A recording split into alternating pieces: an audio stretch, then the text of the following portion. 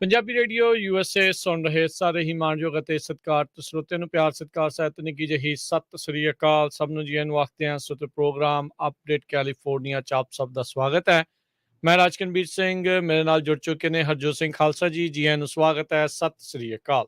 ਸਤਿ ਸ਼੍ਰੀ ਅਕਾਲ, ਧੰਨਵਾਦ ਜੀ ਆਇਆਂ ਨੂੰ। ਪੰਜਾਬੀ ਰੇਡੀਓ USA ਦੇ ਜਿੰਨੇ ਵੀ ਸਰੋਤੇ ਸਾਡੇ ਸਾਰੇ ਹੀ AM ਸਟੇਸ਼ਨ, FM ਸਟੇਸ਼ਨ, ਘਰਾਂ ਦੇ ਵਿੱਚ ਰੇਡੀਓ ਸੈਟਸ ਦੇ ਰਾਹੀਂ, ਟੈਲੀਫੋਨ ਦੇ ਰਾਹੀਂ, ਫੇਸਬੁੱਕ, YouTube ਤੇ ਲਾਈਵ ਦੇਖ ਰਹੇ ਹੋ, ਸੁਣ ਰਹੇ ਹੋ, ਸਾਰਿਆਂ ਨੂੰ ਜੀ ਆਇਆਂ ਨੂੰ ਤੇ ਬਹੁਤ ਹੀ ਪਿਆਰ ਤੇ ਸਤਿਕਾਰ ਭਰੀ ਸਤਿ ਸ਼੍ਰੀ ਅਕਾਲ ਸਰੋਤਿਓ। ਅੱਜ ਮਾਰਚ ਦੀ 15 ਤਰੀਕ ਆ ਤੇ ਦਿਨ ਮੰਗਲਵਾਰ ਆ ਤੇ ਤੁਹਾਡੇ ਲਈ ਅਪਡੇਟ ਕੈਲੀਫੋਰਨੀਆ ਪ੍ਰੋਗਰਾਮ ਲੈ ਕੇ ਹਾਜ਼ਰ ਹੋਏ ਹਾਂ। ਪ੍ਰੋਗਰਾਮ ਸ਼ੁਰੂ ਕਰਨ ਤੋਂ ਪਹਿਲਾਂ ਸਾਡੇ ਅੱਜ ਦੇ ਸਪਾਂਸਰਸ, ਉਹਨਾਂ ਦਾ ਧੰਨਵਾਦ। ਖਾਲਸਾ ਇੰਸ਼ੋਰੈਂਸ ਏਜੰਸੀ, ਜਿਨ੍ਹਾਂ ਦੇ ਕੋਲੋਂ ਤੁਸੀਂ ਹਰ ਇੱਕ ਤਰੀਕੇ ਦੀ ਇੰਸ਼ੋਰੈਂਸ ਕਰਵਾ ਸਕਦੇ ਹੋ। ਇੰਸ਼ੋਰੈਂਸ ਬਾਰੇ ਪਤਾ ਕਰਨ ਲਈ ਕਾਲ ਕਰ ਸਕਦੇ ਹੋ ਨੰਬਰ 408-272-2500 4082722500। ਅਮਰਜੀਤ ਸਿੰਘ ਫਰੈਜ਼ਨੋ, ਗੁਰਬਚਨ ਸਿੰਘ ਨਾਗਰਾ ਸੈਕਰਾਮੈਂਟੋ, ਅਵਤਾਰ ਸਿੰਘ ਮੰਜ਼ਿਲ ਕਲੋਵਿਸ, ਪ੍ਰਿਤਪਾਲ ਸਿੰਘ ਅਟਵਾਲ ਐਲਗਰੋਵ। ਟੇਰਕੀਆਣਾ ਇਮੀਗ੍ਰੇਸ਼ਨ ਲਾ ਫਰਮ, ਇਮੀਗ੍ਰੇਸ਼ਨ ਦਾ ਹੋਵੇ ਕਿਸੇ ਵੀ ਤਰੀਕੇ ਦਾ ਕੰਮ, ਕਾਲ ਅਟਰਨੀ ਜੇ ਟੇਰਕੀਆਣਾ 415-909-0503 4159090503। ਗੁਰਿੰਦਰ ਸਿੰਘ ਆਇਓਵਾ, ਜਰਨੈਲ ਸਿੰਘ ਧਾਲੀਵਾਲ ਸੈਕਰਾਮੈਂਟੋ, ਕਮਲਜੀਤ ਸਿੰਘ ਮੱਖਣ ਦੌਲਤਪੁਰੀਆ ਸਟਾਕਟਨ। ਇਹਨਾਂ ਸਾਰਿਆਂ ਦਾ ਧੰਨਵਾਦ। ਜੇਕਰ ਤੁਸੀਂ ਜਾਂ ਕੋਈ ਹੋਰ ਕਾਰੋਬਾਰ ਇਸ ਪ੍ਰੋਗਰਾਮ ਨੂੰ ਸਪਾਂਸਰ ਕਰਨਾ ਚਾਹੁੰਦੇ ਹੋ, ਸੰਪਰਕ ਕਰ ਸਕਦੇ ਹੋ ਨੰਬਰ 408-722-7698 ਦੇ ਉੱਤੇ।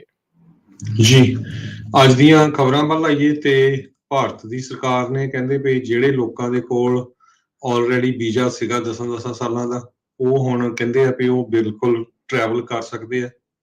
ਬਿਲਕੁਲ ਜੀ। ਸੋ ਪੁਰਾਣੇ ਵੀਜ਼ੇ ਹੋਏ ਬਹਾਲ। ਸੋ ਇੰਡੀਆ ਨੂੰ ਜਾਣ ਦੇ ਲਈ, ਭਾਰਤ ਨੂੰ ਜਾਣ ਦੇ ਲਈ ਜਿਹੜੇ ਪਹਿਲਾਂ 10 ਸਾਲ ਦੇ ਟੂਰਿਸਟ ਵੀਜ਼ਿਆਂ ਦੇ ਉੱਤੇ ਇਹਨਾਂ ਨੇ ਸਸਪੈਂਸ਼ਨ ਲਾਈ ਸੀ, ਰੋਕ ਲਾਈ ਸੀ, ਉਹਨਾਂ ਨੂੰ ਇਹਨਾਂ ਨੇ ਮੁੜ ਬਹਾਲ ਕਰ ਦਿੱਤਾ ਹੈਗਾ ਆ। ਸੋ ਇਸ ਟਾਈਮ ਦੀ ਬਹੁਤ ਵੱਡੀ ਖਬਰ ਆਪਣੇ ਸਾਹਮਣੇ ਜਿਹੜੀ ਉਹ ਆ ਰਹੀ ਆ। ਪਿਛਲੇ ਕਈ ਚਿਰ ਤੋਂ ਲੋਕ ਬੜੇ ਪਰੇਸ਼ਾਨ ਸੀ, ਜਿਨ੍ਹਾਂ ਨੇ ਜਾਣਾ ਸੀ, ਕਿਸੇ ਨੇ ਐਮਰਜੈਂਸੀ 'ਚ ਜਾਣਾ ਸੀ ਜਾਂ ਉੱਦਾਂ ਜਾਣੇ ਚਾਹੁੰਦੇ ਸੀਗੇ, ਉਹਨਾਂ ਨੂੰ ਈ ਵੀਜ਼ੇ ਦੇ ਲਈ ਅਪਲਾਈ ਕਰਨਾ ਪੈ ਰਿਹਾ ਸੀ। ਜਿਨ੍ਹਾਂ ਕੋਲ ਪਹਿਲੋਂ 10-10 ਸਾਲ ਦੇ ਵੀਜ਼ੇ ਵੀ ਸੀਗੇ, ਕੋਈ ਮੈਡੀਕਲ ਵੀਜ਼ਾ ਅਪਲਾਈ ਕਰ ਰਿਹਾ ਸੀ, ਕੋਈ ਕੁਛ ਕਰ ਰਿਹਾ ਸੀ। ਚੰਗੀ ਖੱਜਲ ਖੁਆਰੀ ਲੋਕਾਂ ਨੂੰ ਜਿਹੜੀ ਉਹ ਝੱਲਣੀ ਪਈ। ਆਖਿਰਕਾਰ ਹੁਣ ਭਾਰਤ ਸਰਕਾਰ ਨੇ ਜਿਹੜਾ ਆ ਇਸ ਵੀਜ਼ੇ ਨੂੰ ਮੁੜ ਬਹਾਲ ਕਰ ਦਿੱਤਾ ਆ। ਜਿਹੜੇ consulate general of India San Francisco ਦੇ ਵਿੱਚ ਹੈਗੇ ਨੇ, ਉਹਨਾਂ ਨੇ ਇਸ ਦੇ ਬਾਰੇ ਅੱਜ ਇੱਕ ਵੀਡੀਓ ਦੇ ਜ਼ਰੀਏ ਤੇ ਇੱਕ ਸਟੇਟਮੈਂਟ ਜਾਰੀ ਕਰਕੇ ਇਸ ਦੀ ਬਹਾਲੀ ਦੀ ਜਿਹੜੀ ਖਬਰ ਆ ਉਸ ਦੀ ਜਾਣਕਾਰੀ ਜਿਹੜੀ ਉਹ ਦਿੱਤੀ ਆ। ਸੋ ਟੂਰਿਸਟ ਵੀਜ਼ੇ ਜਿਹੜੇ ਇੰਡੀਆ ਦੇ ਵਿੱਚ ਸੀਗੇ, ਇਹ US ਨੈਸ਼ਨਲਸ ਦੇ ਲਈ ਉਹਨਾਂ ਨੂੰ ਰਿਸਟੋਰ ਕਰ ਦਿੱਤਾ ਗਿਆ ਹੈਗਾ ਆ। ਸੋ ਚਾਹੇ ਕਹਿੰਦੇ ਵੀ ਆਲ ਈ ਟੂਰਿਸਟ ਵੀਜ਼ਾ 1 ਮੰਥ, 1 ਈਅਰ, 5 ਸਾਲ, ਉਹ ਜਿੰਨੇ ਵੀ ਆ ਉਹ ਰਿਸਟੋਰ ਹੋ ਜਾਣਗੇ। ਰੈਗੂਲਰ ਪੇਪਰ ਵੀਜ਼ਾ ਜਿਨ੍ਹਾਂ ਦੇ ਕੋਲ ਵੈਲਿਡ ਟੂਰਿਸਟ ਵੀਜ਼ਾ ਆ ਉਹ ਵੀ ਰਿਸਟੋਰ ਹੋ ਗਏ ਆ, ਤੇ ਜਿਨ੍ਹਾਂ ਦੇ ਕੋਲ ਪੁਰਾਣੇ 10 ਸਾਲ ਵਾਲੇ ਰੈਗੂਲਰ ਟੂਰਿਸਟ ਵੀਜ਼ੇ ਸੀ ਉਹ ਵੀ ਰਿਸਟੋਰ ਹੋ ਗਏ ਨੇ US ਨੈਸ਼ਨਲਸ ਦੇ ਲਈ, ਜਿਨ੍ਹਾਂ ਦੇ ਕੋਲ US ਦੀ ਪਾਸਪੋਰਟ ਹੈਗਾ ਆ, ਜਿਨ੍ਹਾਂ ਦੇ ਕੋਲੇ ਪੁਰਾਣੇ ਵੀਜ਼ੇ ਲੱਗੇ ਹੋਏ ਸੀ, ਮੁੜ ਬਹਾਲ ਹੋ ਗਏ ਆ। ਇਸ ਤੋਂ ਪਹਿਲਾਂ ਇਹਨਾਂ ਨੇ ਅਕਤੂਬਰ ਮਹੀਨੇ ਦੇ ਵਿੱਚ ਐਲਾਨ ਕੀਤਾ ਸੀਗਾ ਵੀ ਆਈ ਥਿੰਕ 6 ਅਕਤੂਬਰ ਤੋਂ ਬਾਅਦ ਪਹਿਲੋਂ ਵਾਲੇ ਜਿੰਨੇ ਵੀ ਵੀਜ਼ੇ ਸੀ ਉਹਨਾਂ ਨੂੰ ਇਹਨਾਂ ਨੇ ਸਸਪੈਂਡ ਕਰ ਦਿੱਤਾ ਸੀ, ਪਰ ਹੁਣ ਇਹ ਮੁੜ ਦੁਬਾਰਾ ਵੀਜ਼ੇ ਜਿਹੜੇ ਉਹ ਬਹਾਲ ਹੋ ਗਏ ਆ। ਸੋ ਲੋਕਾਂ ਦੀ ਸਿਰਦਰਦੀ ਘਟੀ ਆ। ਉਸ ਟਾਈਮ ਦੇ ਉੱਤੇ ਵੀ ਆਪਾਂ ਇਹ ਕਿਹਾ ਸੀਗਾ ਵੀ ਮੋਦੀ ਸਰਕਾਰ ਨੂੰ ਇਸ ਦੇ ਬਾਰੇ ਸੋਚਣਾ ਚਾਹੀਦਾ ਆ ਵੀ ਉਹ ਕਿਹੜੇ ਵੀਜ਼ਿਆਂ ਨੂੰ ਜਿਹੜਾ ਆ ਉਹ ਪਾਣੀ ਪੈ ਗਿਆ ਆ ਜਾਂ ਉਹ ਬਹੇ ਹੋ ਗਏ ਆ ਜਾਂ ਉਹਨਾਂ ਦੇ ਵਿੱਚ ਸਲਾਬ ਆ ਗਿਆ ਵੀ ਉਹ ਚੱਲਦੇ ਨਹੀਂ ਆ। ਸੋ ਫਾਈਨਲੀ ਉਹਨਾਂ ਨੇ ਲੋਕਾਂ ਦੀ ਸੁਣੀ ਆ ਤੇ ਹੁਣ ਇਸ ਨੂੰ ਬਹਾਲ ਕਰ ਦਿੱਤਾ ਆ।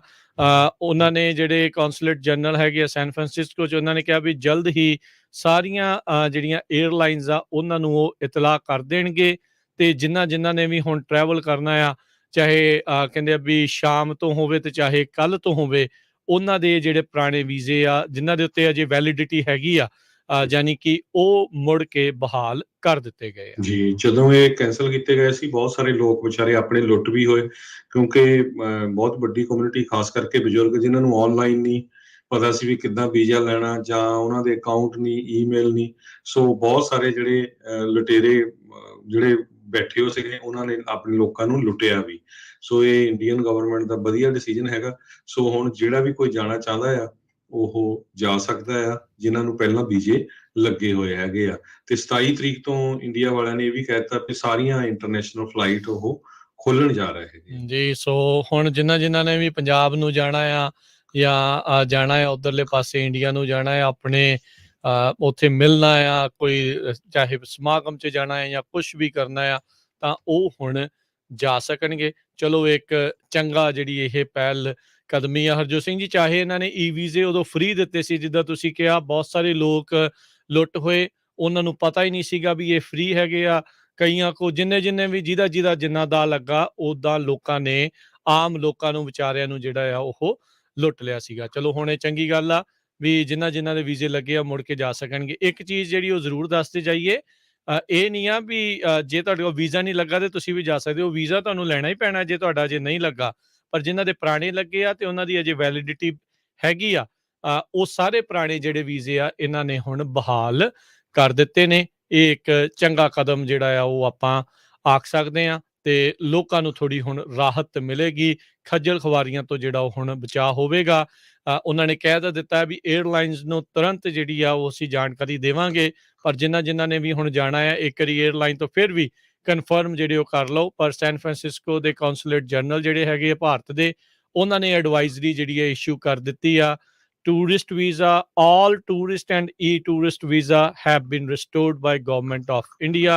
ਸੋ ਉਹਨਾਂ ਦੀ ਸਟੇਟਮੈਂਟ ਜੇ ਮੈਂ ਰੀਡ ਕਰਦਾ ਜਾਵਾਂ ਇੱਕ ਵਾਰੀ ਫੇਰ, all valid e-tourist visas of 1 month, 1 year and 5 years stand restored। all regular paper valid tourist visas stand restored। all valid old long duration 10 years regular tourist visa stand restored for US nationals। ਸੋ ਜਿੰਨੇ ਵੀ ਅਮਰੀਕੀ ਨਾਗਰਿਕ ਆ ਉਹਨਾਂ ਦੇ ਲਈ ਇਹ ਫੈਸਲਾ ਆਇਆ ਆ। ਕੈਨੇਡੀਅਨਸ ਦੇ ਲਈ ਅਜੇ ਇਹਨਾਂ ਨੇ ਕੀਤਾ ਹੈ ਕਿ ਨਹੀਂ, ਉਸ ਦੇ ਬਾਰੇ ਆਈ ਥਿੰਕ ਜਿਹੜਾ ਕੈਨੇਡਾ ਦਾ ਕੌਂਸੂਲੇਟ ਜਨਰਲ ਹੋਊਗਾ ਉਹ ਉੱਥੇ ਇੰਡੀਆ ਦਾ ਜਿਹੜਾ ਉੱਥੇ ਕੌਂਸੂਲੇਟ ਜਨਰਲ ਆ ਕੈਨੇਡਾ ਦੇ ਵਿੱਚ, ਉਹ ਜਿਹੜੀ ਇਸ ਦੇ ਬਾਰੇ ਜਾਣਕਾਰੀ ਦੇ ਸਕਦੇ ਆ। ਪਰ ਅਮਰੀਕੀ ਨਾਗਰਿਕ ਜਿਹੜੇ ਹੁਣ ਜਾ ਸਕਣਗੇ। ਜੀ, ਅਗਲੀ ਖਬਰ, ਯੂਐਸ ਸੈਨੇਟ ਨੇ ਅੱਜ ਉਸ ਬਿੱਲ ਨੂੰ ਪਾਸ ਕਰ ਦਿੱਤਾ ਜਿਹਦੇ ਵਿੱਚ ਡੇ ਲਾਈਟ ਸੇਵਿੰਗ ਟਾਈਮ ਪਰਮਾਨੈਂਟ ਹੋ ਜਾਊਗਾ। ਸੋ ਜਿੱਦਾਂ ਆਪਾਂ ਹੁਣ ਥੋੜੇ ਦਿਨ ਪਹਿਲਾਂ ਘੰਟਾ ਚੇਂਜ ਕੀਤਾ ਹੈ, ਉਹ ਚੇਂਜ ਨਹੀਂ ਕਰਨਾ ਪਊਗਾ, ਪਰ ਇਹ ਸੈਨੇਟ ਦੇ ਵਿੱਚ ਪਾਸ ਹੋਇਆ ਹੈਗਾ। ਸੋ ਜੇ ਅੱਗੇ ਇਹਦੇ ਤੇ ਪ੍ਰੈਜ਼ੀਡੈਂਟ ਬਾਈਡਨ ਸਾਈਨ ਕਰ ਦਿੰਦੇ ਆ ਤੇ ਸਨ 2023 ਤੋਂ ਇਹ ਪਰਮਾਨੈਂਟ ਸਮਾਂ ਰਹੂਗਾ। ਸੈਨੇਟ ਨੇ ਇਹ ਬਿੱਲ, ਜਿਸ ਦਾ ਨਾਮ ਸਨ ਸ਼ਾਈਨ ਪ੍ਰੋਟੈਕਸ਼ਨ ਐਕਟ ਦੱਸਿਆ, ਇਹਨੂੰ ਯੂਨੈਨਿਮਸਲੀ ਵੌਇਸ ਵੋਟ ਨਾਲ ਪਾਸ ਕੀਤਾ ਆ। ਹਾਊਸ ਆਫ ਰਿਪਰੈਜ਼ੈਂਟੇਟਿਵ ਨੇ ਵੀ ਹੀਅਰਿੰਗ ਕੀਤੀ ਹੈ ਇਸ ਮਾਮਲੇ ਦੇ ਵਿੱਚ, ਤੇ ਇਹ ਤੋਂ ਬਾਅਦ ਜਿਹੜਾ ਆ ਉਹ ਪ੍ਰੈਜ਼ੀਡੈਂਟ ਬਾਈਡਨ ਦੇ ਕੋਲ ਸਾਈਨ ਕਰਨ ਦੇ ਲਈ ਇਹ ਬਿੱਲ ਜਾਣਾ ਹੈਗਾ ਆ। ਹਜੇ ਤੱਕ ਸਪੀਕਰ ਨੈਂਸੀ ਪੈਲੋਸੀ ਨੇ ਕੋਈ ਇਹਦੇ ਤੇ ਕਮੈਂਟ ਕਰਨ ਤੋਂ ਨਾ ਕੀਤੀ ਆ, ਕਹਿੰਦੇ ਵੀ ਇਹ ਅਸੀਂ ਇਹਨੂੰ ਰਿਵਿਊ ਕਰਾਂਗੇ।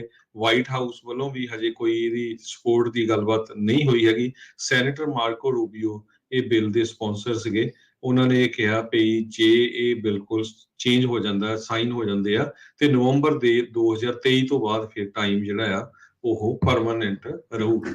ਜੀ, ਸੋ ਜਿਹੜਾ ਹੁਣ ਰਾਈਟ ਨਾਓ ਡੇ ਲਾਈਟ ਸੇਵਿੰਗ ਚੱਲ ਰਿਹਾ ਹੈਗਾ, ਯਾਨੀ ਕਿ ਆਪਾਂ ਜਦੋਂ ਦੇਖਦੇ ਹਾਂ ਵੀ ਦਿਨ ਥੋੜਾ ਜ਼ਿਆਦਾ ਵੱਡਾ ਹੁੰਦਾ ਆ, ਦੇਰੀ ਦੇ ਨਾਲ ਹਨੇਰਾ ਹੁੰਦਾ ਆ, ਇਹ ਜਿਹੜਾ ਸਮਾਂ ਆ ਉਹ ਪੱਕਾ ਬਚ ਜਾਵੇਗਾ। ਸੋ ਜਿਹੜੀ ਇੱਕ ਵਾਰੀ ਆਪਾਂ ਸਪਰਿੰਗ ਫਾਰਵਰਡ ਕਰਦੇ ਹਾਂ ਤੇ ਫਾਲ ਦੇ ਵਿੱਚ ਫਾਲ ਬੈਕ ਜਿਹੜਾ ਟਾਈਮ ਕਰਦੇ ਆ, ਉਹ ਜਿਹੜਾ ਕੰਮ ਆ ਟੋਟਲੀ ਖਤਮ ਹੋ ਜਾਊਗਾ। ਸੈਨੇਟਰ ਪੈਟ ਮਰੇ ਵਾਸ਼ਿੰਗਟਨ ਦੇ ਡੈਮੋਕ੍ਰੇਟ ਤੇ ਰਿਪਬਲਿਕਨ ਜਿਹੜੇ ਫਲੋਰੀਡਾ ਦੇ ਮਾਰਕੋ ਰੂਬੀਓ, ਇਹਨਾਂ ਦੋਨਾਂ ਨੇ ਇਹ ਜਿਹੜਾ ਲਿਆਂਦਾ ਸੀਗਾ ਇਹ ਬਿੱਲ, ਸਨਸ਼ਾਈਨ ਪ੍ਰੋਟੈਕਟ ਸਨਸ਼ਾਈਨ। ਸੋ ਇਹਦੇ ਨਾਲ ਕਹਿੰਦੇ ਆ ਵੀ ਜਦੋਂ ਸਰਦੀਆਂ ਦੀ ਰੁੱਤ ਆਉਣੀ, ਉਹਦੇ ਵਿੱਚ ਇਹ ਜ਼ਰੂਰ ਹੋਣਾ ਆ ਵੀ ਦਿਨ ਥੋੜਾ ਲੇਟ ਨਾਲ ਚੜ੍ਹਿਆ ਕਰੂਗਾ। ਸਰਦੀਆਂ ਦੇ ਵਿੱਚ ਘੰਟੇ ਦਾ ਹੀ ਉਦਾਂ ਚਲੋ ਫਰਕ ਰਹਿਣਾ ਆ, ਪਰ ਇਹ ਆ ਵੀ ਪੱਕੇ ਤੌਰ ਦੇ ਉੱਤੇ ਐਕਸਟਰਾ ਟਾਈਮ ਸ਼ਾਮ ਨੂੰ ਜਿਹੜਾ ਆ ਉਹ ਮਿਲਿਆ ਕਰੇਗਾ। ਸੋ ਡੇ ਲਾਈਟ ਟਾਈਮ ਨੂੰ ਪੱਕਿਆ ਕਰਨ ਦੇ ਲਈ ਇਹ ਇੱਕ ਵੱਡੀ ਜਿਹੜੀ ਕਹਿ ਸਕਦੇ ਆ ਵੀ ਇਹਨਾਂ ਨੇ ਕਦਮ ਜਿਹੜਾ ਚੱਕਿਆ ਆ। ਸੈਨੇਟ ਨੇ ਹਰਜੋਤ ਸਿੰਘ ਜੀ ਨੇ ਦੱਸਿਆ ਵੀ ਯੂਨੈਨਿਮਸਲੀ ਇਸ ਨੂੰ ਜਿਹੜਾ ਉਹ ਪਾਸ ਕਰ ਦਿੱਤਾ ਹੈ। 2/3 ਜਿਹੜੇ ਅਮਰੀਕਨਸ ਆ ਉਹ ਇਸ ਟਾਈਮ ਚੇਂਜ ਦੇ ਅਗੇਂਸਟ ਸੀਗੇ। ਉਹ ਕਹਿੰਦੇ ਸੀਗੇ ਵੀ ਇਹ ਬੰਦ ਹੋ ਜਾਣਾ ਚਾਹੀਦਾ ਹੈ, ਵੀ ਸਾਨੂੰ ਨਹੀਂ ਚਾਹੀਦਾ ਵੀ ਸਾਲ ਦੇ ਵਿੱਚ 2 ਤੋਂ ਵਾਰੀ ਜਿਹੜੀਆਂ ਘੜੀਆਂ ਹੀ ਜਿਹੜੀਆਂ ਆ ਅਸੀਂ ਚੇਂਜ ਕਰਦੇ ਜਾਈਏ। ਸੋ ਇਸ ਤੋਂ ਇਲਾਵਾ 40 ਹੋਰ ਅਜਿਹੇ ਸੂਬੇ ਸੀਗੇ ਜਿਹੜੇ ਆਪਣੇ ਪੱਧਰ ਦੇ ਉੱਤੇ ਜਿਹੜੀ ਟਾਈਮ ਸ਼ਿਫਟ ਆ ਉਸ ਨੂੰ ਚੇਂਜ ਕਰਨ ਦੇ ਲਈ ਲੱਗੇ ਹੋਇਆ। ਜਿਹੜਾ ਕੈਲੀਫੋਰਨੀਆ ਦੇ ਵੋਟਰਸ ਨੇ ਵੀ ਇਸ ਨੂੰ ਪਾਸ ਕਰ ਦਿੱਤਾ ਸੀਗਾ ਵੀ ਅਸੀਂ ਨਹੀਂ ਚਾਹੁੰਦੇ ਵੀ ਜਿਹੜਾ ਟਾਈਮ ਚੇਂਜ ਹੋਵੇ। ਮੈਰੀਲੈਂਡ ਵੀ ਉਹਨਾਂ ਦੇ ਵਿੱਚੋਂ ਇੱਕ ਸੀਗਾ, ਪਰ ਫੈਡਰਲ ਲੈਜਿਸਲੇਸ਼ਨ ਦੇ ਵਿੱਚ ਅਜੇ ਤੱਕ ਰੁਕਿਆ ਪਿਆ ਸੀਗਾ। ਸੋ ਹੁਣ ਜਿਹੜੇ ਆ ਉਹ ਕਹਿੰਦੇ ਆ ਵੀ ਅਸੀਂ ਪੱਕੇ ਇਸ ਨੂੰ ਰੱਖਣਾ ਚਾਹੁੰਦੇ ਆ।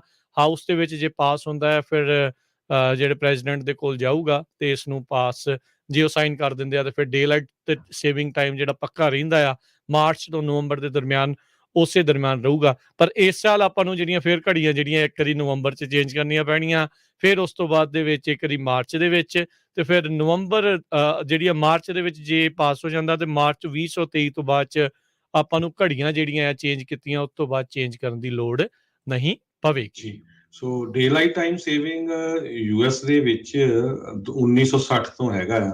ਪਹਿਲਾਂ 1918 ਦੇ ਵਿੱਚ ਟਰਾਈ ਕੀਤਾ ਗਿਆ ਸੀ, ਪਰ ਇਹ ਫਿਰ 1960 ਦੇ ਵਿੱਚ ਚੇਂਜ ਕੀਤਾ ਗਿਆ ਸੀ। ਤੇ ਉਸ ਤੋਂ ਬਾਅਦ 1973 ਦੇ ਵਿੱਚ ਵੀ, ਕਿਉਂਕਿ એનર્ਜੀ ਨੂੰ ਰਿਡਿਊਸ ਕਰਨ ਦੇ ਲਈ ਉਸ ਟਾਈਮ ਦੇ ਉੱਤੇ ਆਇਲ ਐਮਬਾਰਗੋ ਲੱਗੀ ਸੀ, ਤਾਂ ਕਰਕੇ ਸੋ ਕੁਝ ਕੁ ਲੋਕ ਵਿਰੋਧ ਵੀ ਕਰ ਰਹੇ ਆ ਵੀ ਬੱਚਿਆਂ ਲਈ ਰਾਤ ਹੋ ਜਾਣੀ ਹੈ ਕਈ ਏਰੀਏ ਦੇ ਵਿੱਚ ਜਦੋਂ ਸਕੂਲਾਂ ਤੋਂ ਆਉਣਗੇ। ਪਰ ਹੁਣ ਸੈਨੇਟ ਨੇ ਪਾਸ ਕਰਤਾ, ਹੁਣ ਅੱਗੇ ਦੇਖੋ ਵੀ ਪ੍ਰੈਜ਼ੀਡੈਂਟ ਇਹਦੇ ਤੇ ਕੀ ਕਰਦਾ ਹੈ। ਜੀ ਅਜੇ ਹਾਊਸ ਦੇ ਕੋਲ ਪਾਸ ਹੋਊਗਾ, ਫਿਰ ਪ੍ਰੈਜ਼ੀਡੈਂਟ ਦੇ ਕੋਲ ਜਿਹੜਾ ਇਹ ਜਾਣਾ ਹੈਗਾ। ਅਗਲੀ ਜਿਹੜੀ ਗੱਲ ਆਪਾਂ ਪ੍ਰੈਜ਼ੀਡੈਂਟ ਦੀ ਕਰਦੇ ਜਾਈਏ, ਰਾਸ਼ਟਰਪਤੀ ਬਾਈਡਨ ਯੂਰਪ ਨੂੰ ਅਗਲੇ ਹਫਤੇ ਜਿਹੜੇ ਆ ਉਹ ਜਾ ਰਹੇ ਨੇ। ਕੱਲ ਇਹ ਕਨਸੋਹਾਂ ਆਉਣੀਆਂ ਸ਼ੁਰੂ ਹੋਈਆਂ ਸੀਗੀਆਂ ਵੀ ਰਾਸ਼ਟਰਪਤੀ ਬਾਈਡਨ ਦੇ ਯੂਰਪ ਦੇ ਦੌਰੇ ਦੀਆਂ ਕਨਸੋਹਾਂ ਸੀਗੀਆਂ, ਗੱਲਾਂ ਬਾਤਾਂ ਚੱਲ ਰਹੀਆਂ ਸੀਗੀਆਂ। ਸੋ ਬਾਈਡਨ ਹੁਣੀ ਨਾਟੋ ਦੇ ਜਿਹੜੇ ਲੀਡਰਸ ਆ ਉਹਨਾਂ ਨੂੰ ਬਰਸਲਸ ਬੈਲਜੀਅਮ ਦੇ ਵਿੱਚ ਜਾ ਕੇ ਮਿਲਣਗੇ। 24 ਮਾਰਚ ਨੂੰ ਜਿਹੜੀ ਨਾਟੋ ਦੀ ਸਮਿਟ ਰੱਖੀ ਗਈ ਆ ਜਿਸ ਦੇ ਵਿੱਚ ਉਹ ਪਾਰਟਿਸਿਪੇਟ ਕਰਨਗੇ ਤੇ ਨਾਲ ਹੀ ਯੂਰਪੀਅਨ ਕੌਂਸਲ ਦੀ ਮੀਟਿੰਗ ਦੇ ਵਿੱਚ ਵੀ ਜਾਣਗੇ। ਜੈਨ ਸਾਕੀ ਜਿਹੜੇ ਵਾਈਟ ਹਾਊਸ ਦੇ ਹੈਗੇ ਨੇ ਪ੍ਰੈਸ ਸਕੱਤਰ, ਉਹਨਾਂ ਨੇ ਇਸ ਦੇ ਬਾਰੇ ਜਿਹੜੀ ਅੱਜ ਵਾਈਟ ਹਾਊਸ ਤੋਂ ਬਰੀਫਿੰਗ ਦੇ ਵਿੱਚ ਦੱਸਿਆ ਹੈਗਾ ਆ। ਉਧਰ ਅੱਜ ਆਪਾਂ ਦੱਸਿਆ ਸੀ ਸਵੇਰੇ ਵੀ 3 ਜਿਹੜੇ ਪ੍ਰਧਾਨ ਮੰਤਰੀ ਯੂਰਪ ਦੇ ਮੁਲਕਾਂ ਦੇ ਉਹ ਕੀਵ ਦੇ ਵਿੱਚ ਜ਼ੈਲੈਂਸਕੀ ਨੂੰ ਮਿਲਣ ਦੇ ਲਈ ਜਾ ਰਹੇ ਸੀਗੇ। ਸੋ ਕਹਿੰਦੇ ਵੀ ਇਹ ਵੀ ਜਿਹੜਾ ਇੱਕ ਦੌਰਾ ਆ ਉਹ ਪੁਤਿਨ ਦੇ ਉੱਤੇ ਦਬਾਅ ਜਿਹੜਾ ਆ 100% ਪਾਊਗਾ, ਪਰ ਲੱਗ ਇਦਾਂ ਬਹੁਤਾ ਰਿਹਾ ਆ। ਚਲੋ ਉਹ ਦਬਾਅ ਤਾਂ ਜਿਹੜਾ ਉਹਨਾਂ ਨੇ ਪਾਉਣਾ ਹੀ ਪਾਉਣਾ ਹੈ ਰੂਸ ਦੇ ਉੱਤੇ। ਜਿਹੜਾ ਪਿਛਲੀ ਵਾਰੀ ਫੇਲੀਅਰ ਆਫ ਟ੍ਰਿਪ ਜਿਹੜਾ ਰਿਹਾ ਆ ਕਮਲਾ ਹੈਰਿਸ ਹੋਣਾ ਦਾ, ਆਈ ਥਿੰਕ ਉਸ ਦੇ ਉੱਤੇ ਵੀ ਥੋੜਾ ਬਹੁਤਾ ਮਲਮ ਪੱਟੀ ਕਰਨ ਦੇ ਲਈ ਰਾਸ਼ਟਰਪਤੀ ਨੂੰ ਖੁਦ ਜਿਹੜਾ ਉਹ ਜਾਣਾ ਉੱਥੇ ਪੈ ਰਿਹਾ ਹੈਗਾ ਆ। ਸੋ ਦੇਖੋ ਇਸ ਨਾਟੋ ਦੀ ਸਮਿਟ ਦੇ ਵਿੱਚ ਤੇ ਯੂਰਪੀਅਨ ਕੌਂਸਲ ਦੀ ਮੀਟਿੰਗ ਦੇ ਵਿੱਚ ਜਿਹੜੇ ਰਾਸ਼ਟਰਪਤੀ ਬਾਈਡਨ ਆ ਉਹਨਾਂ ਦਾ ਕੀ ਰੁਖ ਰਹਿੰਦਾ ਆ, ਕਿੱਦਾਂ ਦੀ ਉਹ ਅਪਰੋਚ ਉੱਥੇ ਲੈ ਕੇ ਜਾਂਦੇ ਨੇ। ਜੀ ਅਗਲੀ ਖਬਰ ਟੈਕਸਸ ਤੋਂ ਆ ਰਹੀ ਹੈ। ਟੈਕਸਸ ਦੇ ਵਿੱਚ ਕਹਿੰਦੇ ਵੀ ਇੱਕ ਡਰਾਈਵਰ ਨੂੰ ਉੱਥੇ ਦੇ ਪੁਲਿਸ ਟਰੂਪਰਸ ਆ ਉਹਨਾਂ ਨੇ ਗੋਲੀ ਮਾਰ ਕੇ ਮਾਰ ਦਿੱਤਾ, ਕਿਉਂਕਿ ਉਹ ਆਪਣੇ ਟੈਂਕਰ ਦੇ ਵਿੱਚ 62 ਇਲੀਗਲ ਲੋਕਾਂ ਨੂੰ ਸਮਗਲ ਕਰ ਰਿਹਾ ਸੀ। ਇਹ ਇਨਸੀਡੈਂਟ ਵਾਪਰੀ ਹੈਗੀ ਆ ਫਰਾਈਡੇ ਨੂੰ ਮਾਰਚ 11 ਨੂੰ Webb County north of Laredo Texas ਦੇ ਵਿੱਚ। Texas department of public safety ਨੇ ਕਿਹਾ ਵੀ ਜਦੋਂ ਇਹ ਜਾ ਰਿਹਾ ਸੀ ਚੈੱਕ ਪੁਆਇੰਟ US 83 ਦੇ ਉੱਤੇ ਤੇ ਇਹ ਟਰੱਕ ਰੁਕਿਆ ਨਹੀਂ ਤੇ ਚੱਲਦਾ ਰਿਹਾ। ਉਸ ਤੋਂ ਬਾਅਦ ਪੁਲਿਸ ਨੇ ਇਹਨਾਂ ਨੂੰ ਫੋਲੋ ਕਰਨਾ ਸ਼ੁਰੂ ਕਰ ਦਿੱਤਾ ਤੇ ਡਰਾਈਵਰ ਰਿਫਿਊਜ਼ ਕੀਤਾ, ਉਹ ਸਟਾਪ ਨਹੀਂ ਕੀਤਾ ਉਸਨੇ। ਤੇ ਅੱਗੇ ਜਾ ਕੇ ਫਿਰ ਟਰੂਪਰਸ ਨੇ ਇਹਦੇ ਜਿਹੜੇ ਟਾਇਰ ਸੀਗੇ ਉਹ ਡੀਫਲੇਟ ਕੀਤੇ ਤੇ ਲਾਸ ਐਲੇ ਕਾਉਂਟੀ ਸ਼ੈਰਿਫ ਡਿਪਟੀ ਨੇ ਇਹ ਪਰਸੂਟ ਨੂੰ ਜਿਹੜਾ ਜੁਆਇਨ ਕੀਤਾ। ਕਹਿੰਦੇ ਵੀ ਆਮ ਲੋਕਾਂ ਲਈ ਬਹੁਤ ਖਤਰਾ ਸੀ, ਕਿਉਂਕਿ ਬਹੁਤ ਸਾਰੀਆਂ ਜਿਹੜੀਆਂ ਨੇਬਰਹੁੱਡ ਸੀਗੀਆਂ ਉਹਨਾਂ ਦੇ ਵਿੱਚੋਂ ਇਸਨੇ ਪੂਰੀ ਸਪੀਡ ਤੇ ਆਪਣੇ ਟਰੱਕ ਨੂੰ ਲਿਜਾਣਾ ਸ਼ੁਰੂ ਕੀਤਾ ਹੋਇਆ ਸੀ। ਸੋ ਬਾਅਦ ਦੇ ਵਿੱਚ ਉਹਦੇ ਗੋਲੀ ਵੀ ਵੱਜ ਗਈ। ਸੋ ਜਿਹੜੇ 62 ਬੰਦੇ ਆ ਉਸ ਟਰੱਕ ਦੇ ਵਿੱਚ ਟੈਂਕਰ ਦੇ ਵਿੱਚ ਉਹਨਾਂ ਨੂੰ ਅਰੈਸਟ ਕਰ ਲਿਆ ਗਿਆ ਹੈਗਾ। ਜੀ ਬਿਲਕੁਲ। ਸੋ ਹਿਊਮਨ ਸਮਗਲਿੰਗ ਇੱਕ ਵੱਡੀ ਜਿਹੜਾ ਫੈਡਰਲ ਕ੍ਰਾਈਮ ਹੈਗਾ ਆ, ਫੈਲਨੀ ਜਿਹੜੀ ਉਹ ਹੈਗੀ ਆ। ਜਿਹੜਾ ਵੀ ਕੋਈ ਏਦਾਂ ਫੜਿਆ ਜਾਂਦਾ ਆ ਉਸ ਨੂੰ ਕਾਫੀ ਸਖਤ ਸਜ਼ਾ ਦਾ ਸਾਹਮਣਾ ਜਿਹੜਾ ਉਹ ਕਰਨਾ ਪੈਂਦਾ ਆ।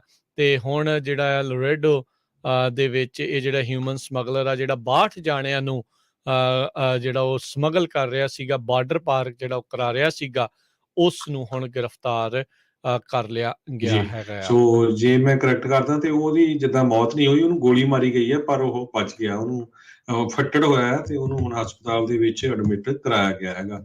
DPS ਟਰੂਪਰਸ ਨੇ ਉਹਨੂੰ ਸ਼ੂਟ ਕੀਤਾ ਸੀ ਤੇ ਪੁਲਿਸ ਨੇ 62 ਬੰਦੇ ਜਿਹੜੇ ਅਨਹਾਰਮਡ ਇਨਸਾਈਡ ਸੀਗੇ ਟੈਂਕਰ ਦੇ ਵਿੱਚ ਉਹ ਕੱਢ ਲਏ ਹੈਗੇ ਆ।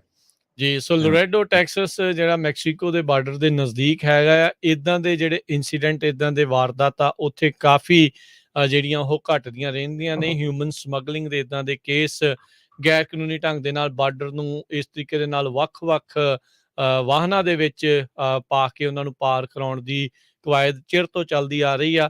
ਮੁਸ਼ਤੈਦੀ ਦੇ ਨਾਲ ਜਿਹੜੇ ਪੁਲਿਸ ਵਾਲੇ ਆ ਉੱਥੇ ਟਰਾਈ ਕਰਦੇ ਰਹਿੰਦੇ ਆ ਵੀ ਫੜਨ ਦੀ, ਕਈ ਲੰਘ ਜਾਂਦੇ ਨੇ ਤੇ ਕਈਆਂ ਨੂੰ ਫੜਨ ਦੇ ਵਿੱਚ, ਰੋਕਣ ਦੇ ਵਿੱਚ ਇਹਨਾਂ ਨੂੰ ਸਫਲਤਾ ਵੀ, ਕਾਮਯਾਬੀ ਜਿਹੜੀ ਉਹ ਮਿਲਦੀ ਹੈਗੀ ਆ। ਸੋ 62 ਜਾਣਿਆਂ ਨੂੰ ਜਿਹੜੇ ਮਾਈਗ੍ਰੈਂਟਸ ਆ ਉਹਨਾਂ ਨੂੰ ਰਿਕਵਰ ਜਿਹੜਾ ਆ ਇਸ ਟੈਂਕਰ ਟ੍ਰੇਲਰ ਦੇ ਵਿੱਚ ਕੀਤਾ ਗਿਆ। ਸੋ ਟੈਂਕਰ ਟ੍ਰੇਲਰ ਜਿਹੜਾ, ਜਿਹ 'ਚ ਆਪਾਂ ਦੇਖਦੇ ਹਾਂ ਵੀ ਗੈਸ ਵਗੈਰਾ ਲੈ ਕੇ ਜਾਈ ਜਾਂਦੀ ਆ, ਉੱਦਾਂ ਦਾ ਜੀ ਜਿਹੜਾ ਉਹ ਟੈਂਕਰ ਸੀਗਾ, ਉਹਦੇ ਅੰਦਰ ਜਿਹੜੇ ਲੋਕਾਂ ਨੂੰ ਲੁਕਾ ਕੇ ਜਿਹੜਾ ਉਹ ਕੱਢਿਆ ਜਾ ਰਿਹਾ ਸੀ, ਲੰਘਾਇਆ ਜਿਹੜਾ ਉਹ ਜਾ ਰਿਹਾ ਸੀ। ਲੋਕ ਅਮਰੀਕਾ 'ਚ ਆਉਣ ਦੇ ਲਈ ਆਪਣੀ ਜਾਨ ਦੀ ਬਾਜੀ ਜਿਹੜੀ ਉਹ ਲਾਉਂਦੇ, ਜਿੱਦਾਂ ਆਪਾਂ ਹੁਣ ਦੇਖ ਹੀ ਰਹੇ ਹਾਂ ਯੂਕਰੇਨ ਦੇ ਵਿੱਚ ਲੋਕ ਕਿਸ ਤਰੀਕੇ ਦੇ ਨਾਲ ਆਪਣੀ ਜਾਨ ਦੀ ਬਾਜੀ ਲਾ ਕੇ ਉੱਥੋਂ ਯੁੱਧ ਤੋਂ ਬਚਦੇ ਹੋਏ ਦੂਜੇ ਪਾਸੇ ਨੂੰ ਜਿਹੜੇ ਉਹ ਜਾ ਰਹੇ ਹੈਗੇ ਆ।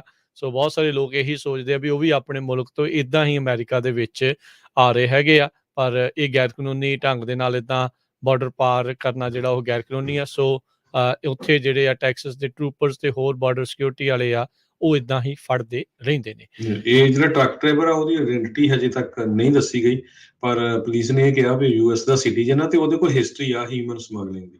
ਸੋ ਪਹਿਲੀ ਵਾਰੀ ਨਹੀਂ ਹੋਈ, ਤੋਂ ਪਹਿਲਾਂ ਵੀ ਜਿਹੜੇ ਉਹ ਬੰਦੇ ਲਗਾਉਂਦਾ ਰਿਹਾ। ਹਾਂ, ਸੋ ਦੇਖ ਲਓ ਇਹ ਜਿਹੜਾ ਕੰਮ ਆ, ਸੋ ਜਿਹਨੂੰ ਰਾਹ ਪਤਾ ਹੈ ਉਹ ਬਾਰ-ਬਾਰ ਉਦਾਂ ਦੇ ਕੰਮ ਕਰਨ ਦੀ ਕੋਸ਼ਿਸ਼ ਕਰਦਾ ਹੈਗਾ ਆ।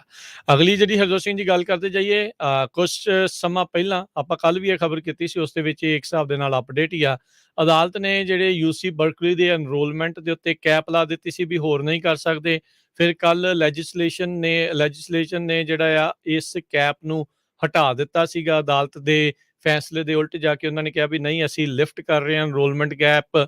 ਤੇ ਅੱਜ ਜਿਹੜੇ ਗਵਰਨਰ ਹੈਗੇ ਨਿਊਸਮ ਆ, ਉਹਨਾਂ ਨੇ ਉਸ ਲੈਜਿਸਲੇਸ਼ਨ ਦੇ ਉੱਤੇ ਦਸਤਖਤ ਕਰ ਦਿੱਤੇ ਨੇ।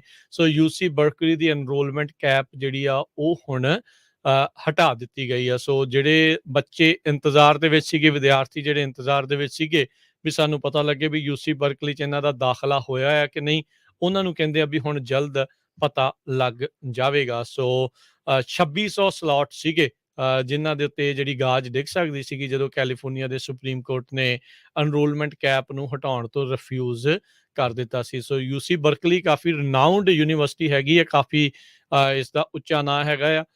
ਸੋ ਉੱਥੇ ਬਹੁਤ ਸਾਰੇ ਵਿਦਿਆਰਥੀ ਜਿਹੜਾ ਉਹ ਪੜ੍ਹਨਾ ਚਾਹੁੰਦੇ ਨੇ, ਦੂਰੋਂ ਨੇੜਿਓਂ ਆ ਕੇ ਉੱਥੇ ਪੜ੍ਹਦੇ ਨੇ। ਸੋ ਹੁਣ ਉਹਨਾਂ ਨੂੰ ਪਤਾ ਲੱਗੇਗਾ ਵੀ ਇਹਨਾਂ ਦਾ ਭਵਿੱਖ ਜਿਹੜਾ ਆ ਉਹ ਕੀ ਹੋਊਗਾ। 2,10,000 ਵਿਦਿਆਰਥੀਆਂ ਨੇ ਇਸ ਵਾਰ UC ਸਕੂਲਸ ਦੇ ਵਿੱਚ ਫਾਲ ਦੇ ਵਿੱਚ ਅਪਲਾਈ ਕੀਤਾ ਸੀਗਾ, ਜਿਹੜਾ ਕਿ ਪਿਛਲੇ ਸਾਲ ਦੇ ਨਾਲੋਂ 3.5% ਵੱਧ ਹੈਗਾ ਆ। ਤੇ 2020 ਦੇ ਮੁਕਾਬਲੇ 20% ਵੱਧ ਜਿਹੜੀਆਂ ਐਪਲੀਕੇਸ਼ਨਸ ਆ ਇਸ ਵਾਰ ਗਈਆਂ ਆ। ਕੱਲੀਆਂ ਬਰਕਲੀ ਕੈਂਪਸ ਦੇ ਵਿੱਚ ਹੀ 1,28,000 ਲੋਕਾਂ ਨੇ ਜਿਹੜਾ ਆ ਅਪਲਾਈ ਕੀਤਾ ਸੀਗਾ।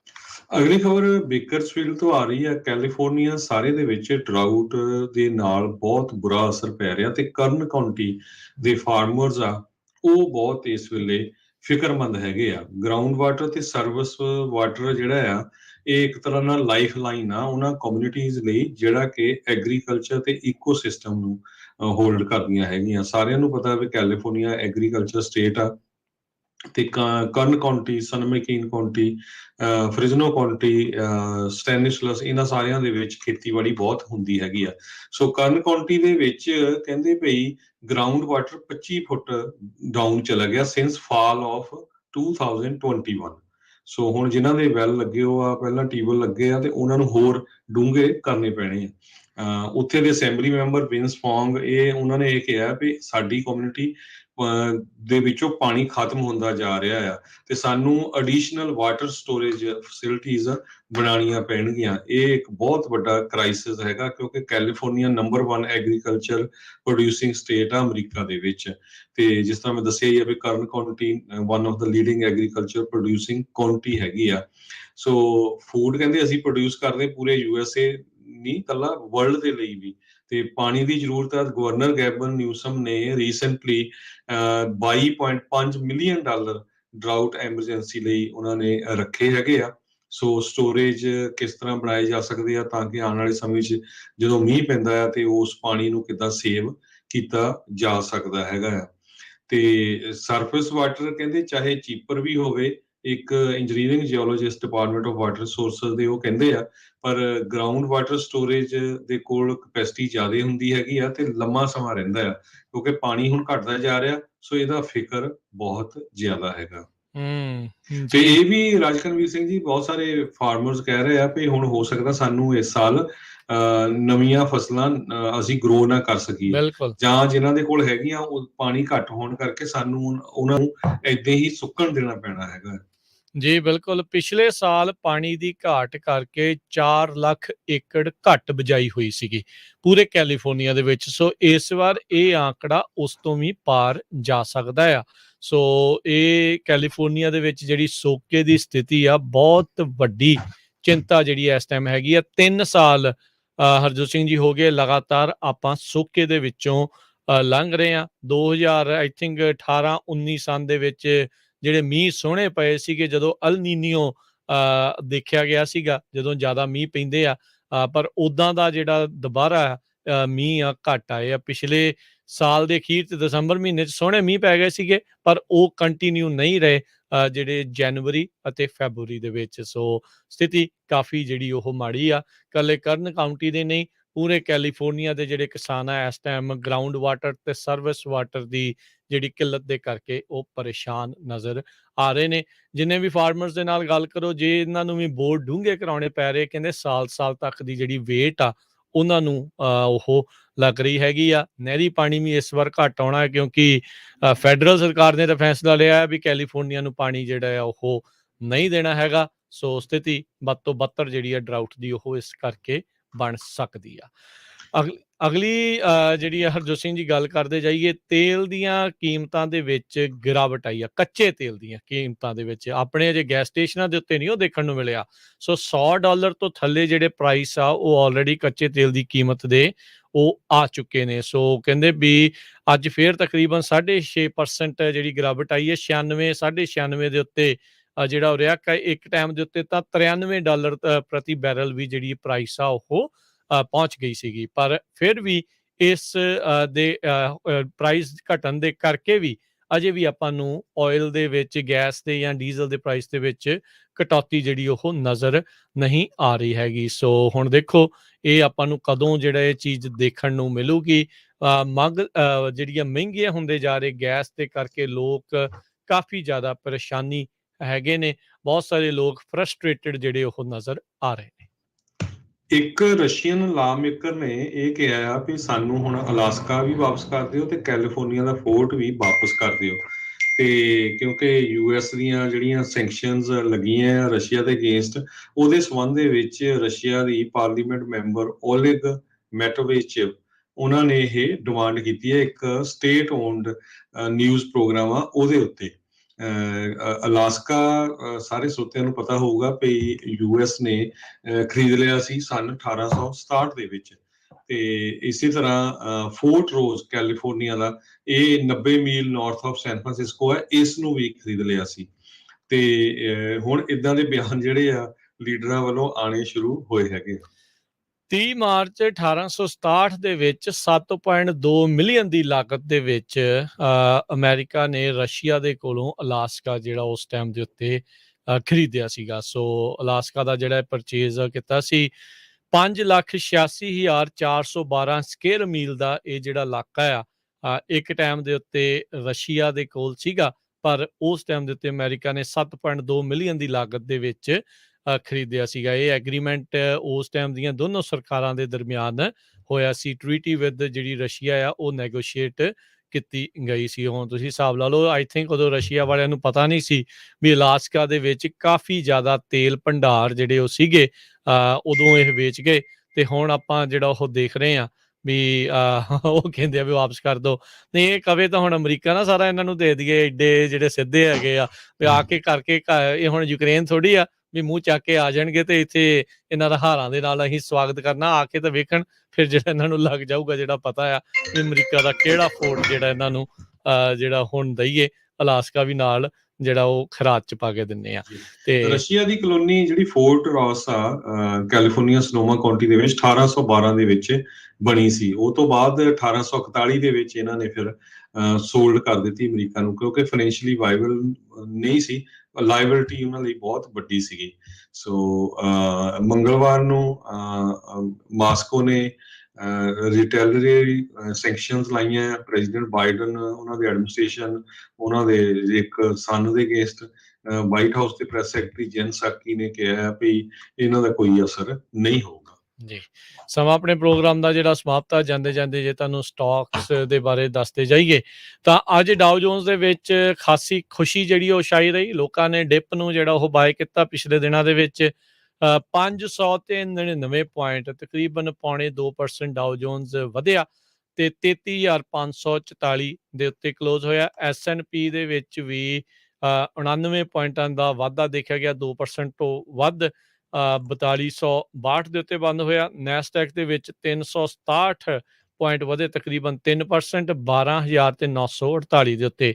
ਸੋਨੇ ਦੀ ਕੀਮਤ ਇੱਕ ਵਾਰੀ ਫੇਰ ਜਿਹੜੀ ਉਹ ਘਟੀ ਆ। ਯੁੱਧ ਦੇ ਦੌਰਾਨ ਜਦੋਂ ਸ਼ੁਰੂਆਤ ਹੋਈ ਸੀ ਇਹ ਕਾਫੀ ਜ਼ਿਆਦਾ ਵੱਧ ਗਈ, 2000 ਨੂੰ ਪਾਰ ਕਰ ਗਈ ਸੀ, ਹੁਣ ਮੁੜ ਕੇ ਦੁਬਾਰਾ $1919 ਪ੍ਰਤੀ ਆਉਂਸ ਦੇ ਉੱਤੇ ਆਈ ਆ। ਤੇਲ ਦੀ, ਕੱਚੇ ਤੇਲ ਦੀ ਕੀਮਤ $95 ਤੇ 77 ਸੈਂਟ ਦੇ ਉੱਤੇ ਇਸ ਟਾਈਮ ਚੱਲ ਰਹੀ ਆ। ਉਧਰ ਜੇ 10 ਈਅਰ ਯੀਲਡ ਦੀ ਗੱਲ ਕਰਦੇ ਜਾਈਏ 2.149% ਦੇ ਉੱਤੇ ਚੱਲ ਰਿਹਾ ਤੇ ਕ੍ਰਿਪਟੋ ਕਰੰਸੀਜ਼ ਦੇ ਵਿੱਚ ਬਿਟਕੋਇਨ ਇਸ ਮੌਕੇ ਜਦੋਂ ਗੱਲ ਕਰ ਰਹੇ ਹਾਂ 39,347 ਦੇ ਉੱਤੇ ਚੱਲ ਰਿਹਾ। ਇੱਕ $1 ਦੀ ਕੀਮਤ ਇੰਡੀਆ ਦੇ 76 ਰੁਪਏ ਤੇ 27 ਪੈਸੇ ਦੇ ਬਰਾਬਰ ਰਹੀ ਆ। ਇੱਕ $1 ਦੀ ਕੀਮਤ ਕੈਨੇਡਾ ਦੇ $1 ਤੇ 28 ਸੈਂਟ ਦੇ ਬਰਾਬਰ ਰਹੀ ਆ। ਜੀ, ਇੱਥੇ ਹੀ ਜਿਹੜੇ ਉਹ ਅੱਜ ਦੇ ਪ੍ਰੋਗਰਾਮ ਦੀ ਹੁਣ ਸਮਾਪਤੀ ਆ। ਮੇਰੇ ਰਾਜਕਨਵੀਰ ਸਿੰਘ ਵੱਲੋਂ ਤੇ ਹਰਜੋਤ ਸਿੰਘ ਵੱਲੋਂ ਤੁਹਾਨੂੰ ਸਾਰਿਆਂ ਨੂੰ ਪਿਆਰ ਸਤਿਕਾਰ ਸਹਿਤ ਨਿੱਕੀ ਜਿਹੀ ਸਤਿ ਸ੍ਰੀ ਅਕਾਲ। ਜਿਹਦੇ ਵਾਸਤੇ ਰਹੋ, ਹੱਸਦੇ ਖੇਲਦੇ ਰਹੋ, ਸੁਣਦੇ ਰਹੋ ਜੀ ਪੰਜਾਬੀ ਰੇਡੀਓ USA।